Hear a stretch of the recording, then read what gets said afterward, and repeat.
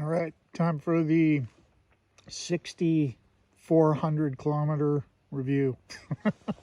Meant to do it at 5,000, but just having too much fun riding. Anyways, gonna take a short jaunt down to one of my favorite little lake spots here, and we'll gear down and have a chat.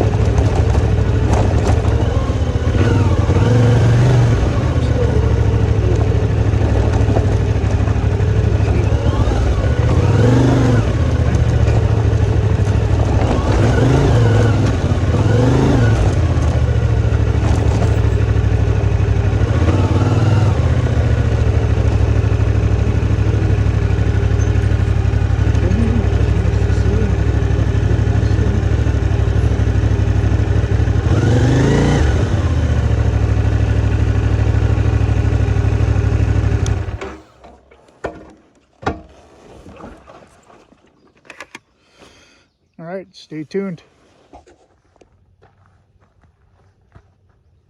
So yeah, we're at 6,400 clicks. Probably would have been a little more, but I got laid up for a couple of weeks, had a little spill and tore a hamstring in my left leg. So that was nasty, but I got lucky, and my physio says that I'm healing a lot quicker than they expected. So that's good. I was back on the bike in about 10 days or something like that, and then got back into hard riding not too long after that. Anyways, things are still going good. 6,400 clicks. The only issue I've had is the front brake switch for the brake light. There's a little tiny micro switch just underneath the front brake reservoir, and that gave up.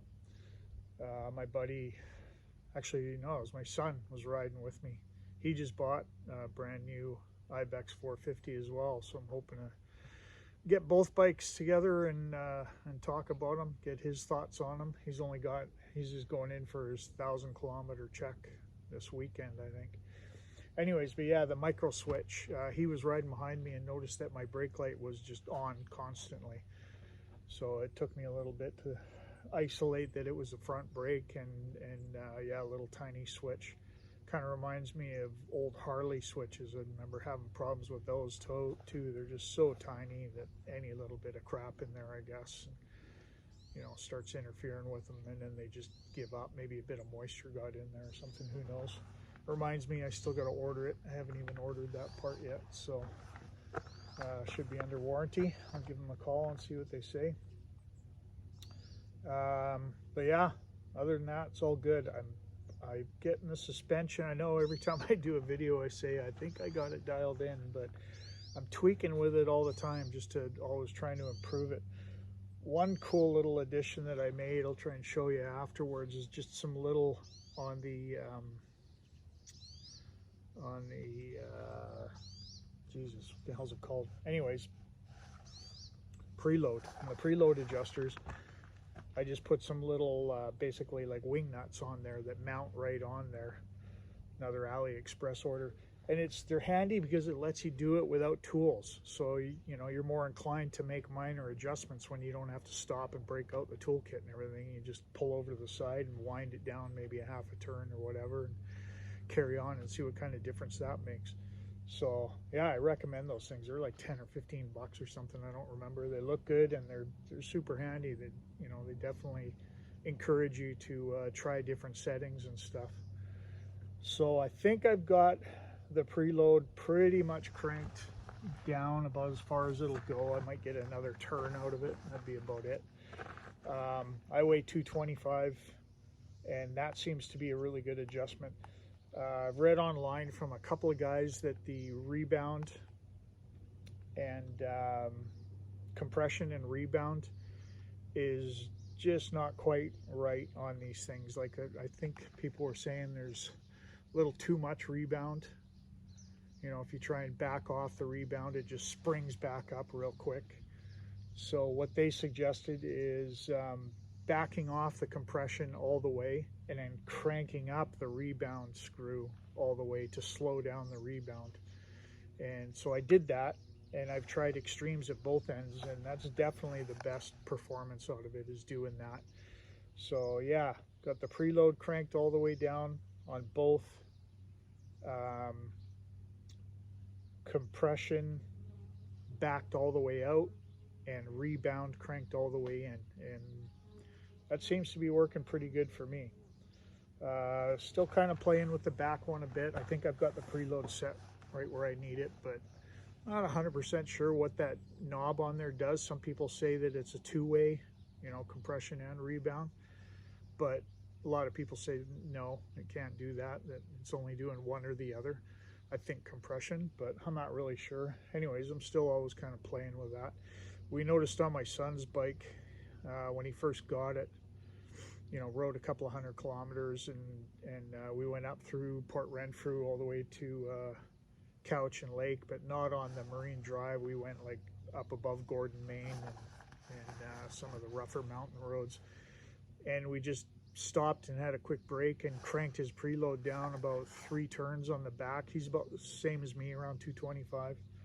So we cranked the preload down about 3 turns on the back, and I think we've got 1 or 2 lines showing on the front end, and he said right away what a huge difference that made. So, and that's on the brand new bike, you know, the springs aren't even broken in yet. So that's one thing I'm sure of now after, you know, over 6,000 kilometers, that the springs have settled in to where they're going to be. Now it's just a case of dialing it in. So yeah, I think we're getting there. It's definitely riding a lot better than, you know, if any of you saw my first 1 or 2 videos, I complained about the stiff, harsh ride. One thing I will say is I'm finally learning what good suspension means on rough roads, especially where I find it is like climbing up steep hills that are maybe, you know, big rocks, loose baby head rocks. Like that stuff used to just freak me out on my DR650. It was just kind of hanging on and going for it, hoping for the best, but this thing just blasts right up it and tracks straight as an arrow too. Like getting more and more confidence every time I go up one of those trails, and I've definitely gone up trails in the last few weeks that I know I wouldn't even have attempted on my 650. So yeah, and that's, you know, that's attributed to good suspension, so I'm pretty happy with that. Picked up a few more odds and ends. These floodlights on the front mounted to the crash bars, I got those mostly just for visibility in the daytime. I want people to be able to see me, and I don't do much night riding, but man, they're really bright in the daytime. My kid and I swapped bikes a while ago, and I was riding his and he was behind me on this, and looking in the rear view mirror and seeing how bright those lights are, well worth the investment. I got them, you know, they're Canadian Tire lights. I think I got them on sale for like 25 bucks, and then the brackets were Amazon for another 25 bucks. And I wired them into the auxiliary power switch behind the front panel here. And then I also wired in a switch on the dash just so that you can turn them off if need be, especially if you're in a low battery situation. Maybe you're having, you know, bike's having a hard time cranking over.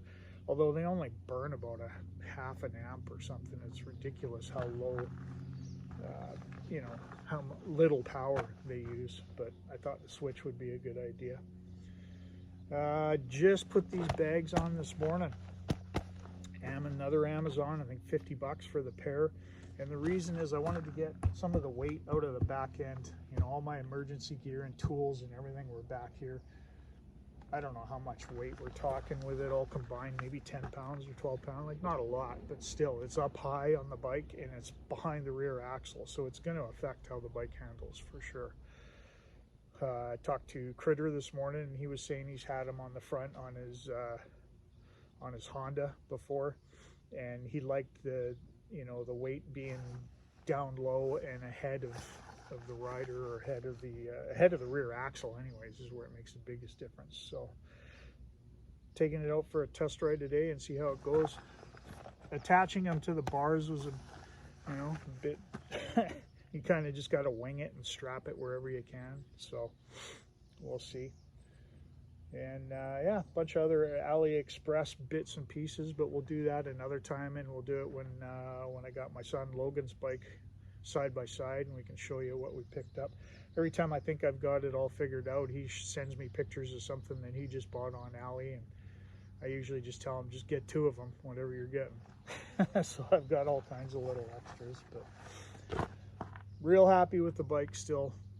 You know, people are saying they're worried about longevity and stuff. I mean, I know 6,000 kilometers isn't much, but that's only in a few months. You know, a lot of people won't even do that in a season, so, or a whole year. I'm shooting for 10,000 kilometers by mid-June, so got a little over a month to do another 4,000 clicks. And then we're doing a family trip to Europe in June, Scotland, going to Scotland and France, Italy, kind of cruising around all over the place, not on the bikes, but, and then when I get back from there, I'm planning on a big trip on the bike. Hopefully Logan will be able to spend a weekend with me somewhere. That won't be till probably late July or August, but we're hoping to go to the interior. So that's why I'm kind of shooting for the 10,000 kilometer mark. You know, just in my head, I figure if the bike can go 10,000 K, especially on these rough roads that I'm riding them on, then should be good to go. So stay tuned for that. Still looking at DJI Osmo, hopefully coming soon.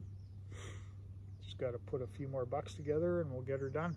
All right, stay tuned. These are those preload adjusters that I was telling you about. And there's little set screws, so you just put them over top of the nut for the preload adjustment. You tighten that set screw, and then you can, you know, make your adjustments by hand, no problem. I think they're well worth of whatever they are, 12 bucks, I think, I can't remember. And their little AliExpress sunshade over top of the TFT. One thing I wanted to mention and forgot about, the new download that just came out the other day, or the update for the Motoplay. So it gives you the ability to run Google Maps from your phone onto the screen of the bike. And huge hoopla the first day it came out. Everybody was, you know, trying to figure out how to get it. It was a bit of a pain to get it up and running, but I got lucky for some reason. Mine just, as soon as I turned it on, it just bloop, popped up. I barely had to do anything. But anyways, most people are getting it figured out. But what we have figured out, and I mean everybody that's been trying it, is it doesn't work worth a hoot with an Apple iPhone. And that's an iPhone problem. It's not a CFMoto problem. But the iPhone, soon as you know, let the screen go to sleep, or you know, lock the screen to go put it in your pocket, it just shuts off on the TFT. Sometimes it will revert back to turn-by-turn instruction, but whatever. I just don't see the point. And if you have to have the phone up and running and plugged in, because it's going to be chewing through the battery, you know, I just don't, there's no point. You might as well just use your phone and then still retain all the functionality of your screen. Because when you have the map on your screen, you lose your tachometer, engine temperature. Like, there's a bunch of information that you just can't see. And you can toggle through it for sure with your hand controls, but I just don't get the point. Now, having said that, people with Android are saying they love it because they can, you know, bring up the map, the directions they want, and throw their Android in their pocket and carry on, and then they're just using their screen. I do still think it's going to chew through the battery. Well, I don't think, I know that it's going to rip through the battery if it's navigating, you know, even in the background. And Logan was saying that because it's using Bluetooth connectivity between your Android and the bike, it's a real weak signal anyway. So as soon as you put it in your pocket, you know, it can lose signal, and it did for him. He said when he put it up on the dash, he's got the same mount I do, it worked fine, never lost connectivity, and everything was running perfect. But if you have to keep it up on the dash and you got to keep it plugged in, then there's no point. I think it's pretty cool that CFMoto is doing this, you know, like trying to advance the features of the bike and coming out with some cool features like that. But I think that particular feature needs to go back to the drawing board a bit for sure. And a lot of guys said, you know, it's mirroring your phone. It's not a standalone GPS, so don't expect too much out of it. And I didn't really expect anything out of it because I don't like Google Maps anyways, so it's not a big deal. I just won't use that app. But that was that was the most recent update, and hopefully there's some other ones coming soon, because there's, you know, a couple issues like the the touchy throttle. You know, everybody's still hoping for an update for that. And another issue that a lot of people are having is their trip meter seems to keep resetting. But every one I've read, it happens within the first about 350 to 400 kilometers. So it seems like if you can get past that first 400 kilometers and it doesn't reset, you're golden, no problem. So I think I'm in the clear. You know, what have I got on there? 6,368. So I haven't had any issues.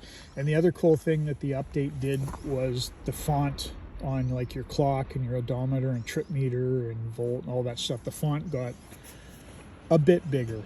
You know, it was way too tiny. Like old eyes like mine, I had a hell of a time reading it, but now it's, I would say maybe, you know, 30% larger or something. But big help for sure.